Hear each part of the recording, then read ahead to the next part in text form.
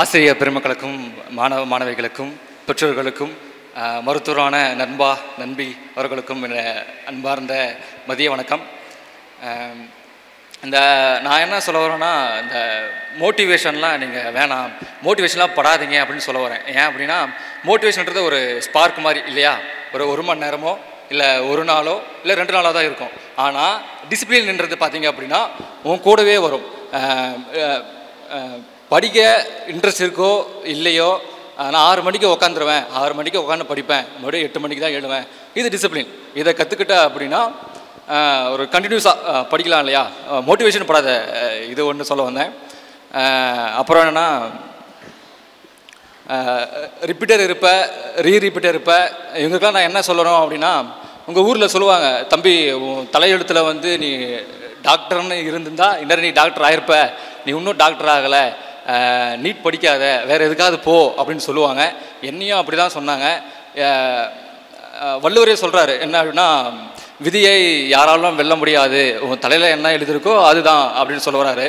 ஆனால் ஒரு இடத்துல விதிவிலக்கு கொடுக்குறாரு. எந்த இடத்துலனா, ஆழ்வினை உடைமை அப்படின்ற ஒரு டாபிக் கீழே ஒரு கொடுக்குறாரு. என்னன்னா, எவன் ஒருத்தன் காலம் தாழ்த்தாமல், இது ரொம்ப இந்த வார்த்தை ரொம்ப முக்கியம், காலம் தாழ்த்தாமல் விடாமுயற்சியோட போராடுறானோ அவன் விதியையும் வெல்லலாம் அப்படின்ட்டு வள்ளுவர் சொல்கிறாரு.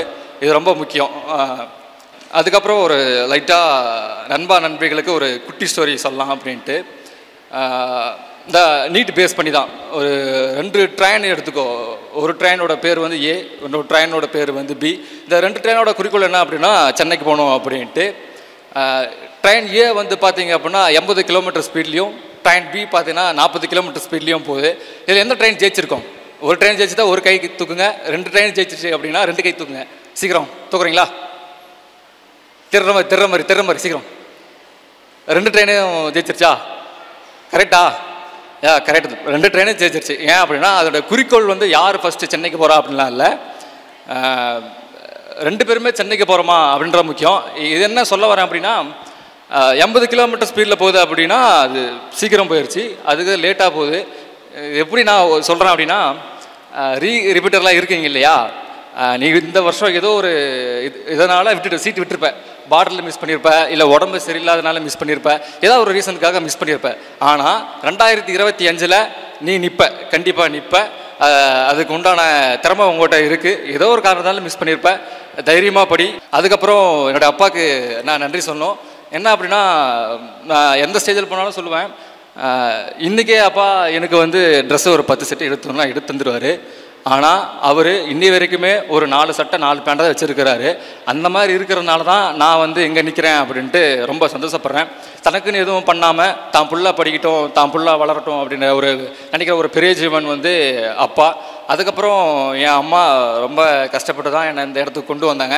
போன டைம் வந்து என்னோடய மார்க் வந்து 328, ரொம்ப பார்டரில் மிஸ் பண்ணேன்.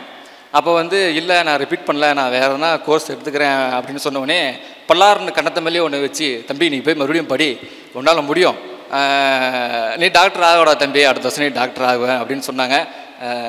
நன்றிம்மா, தேங்க்ஸ். ஓகே, நன்றி.